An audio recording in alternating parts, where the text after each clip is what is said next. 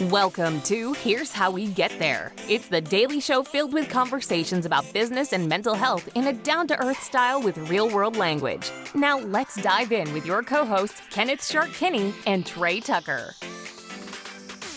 All right, Trey, some mental health news. The 2023 Miss USA pageant winner, and I believe her name is Noelia Voigt, announced that she had made the very tough decision to resign from the title, citing mental health. She won.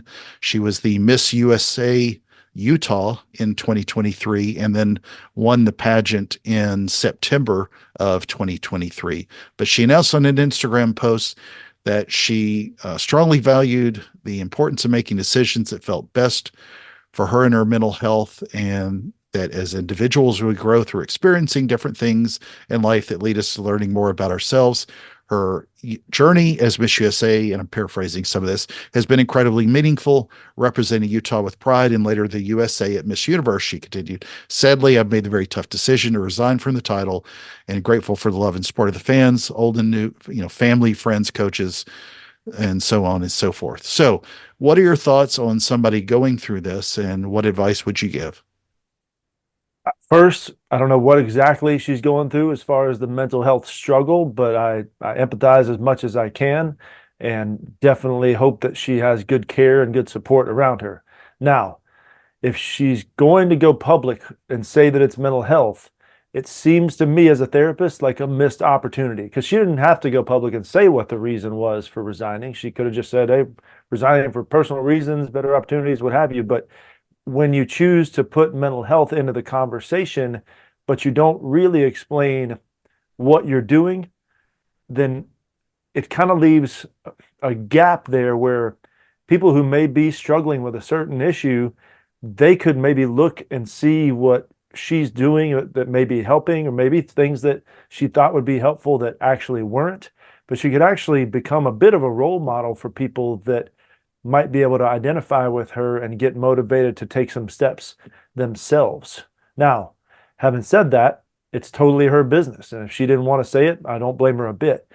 If she's looking to actually make an impact, then maybe consider some vulnerability and saying, whether it's anxiety, depression, something like that, you say, hey, anxiety has been really tough on me lately. Here are the things I've tried that haven't worked so well. And so for a while, I'm going to step away. I don't feel like I can do my duties very well, but here are the things I'm going to try.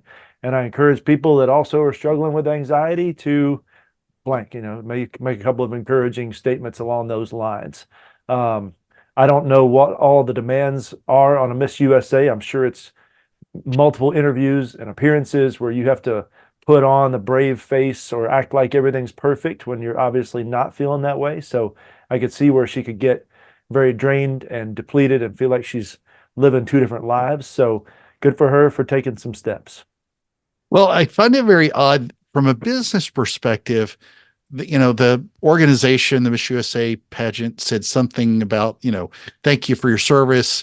We wish you the best in the next chapter.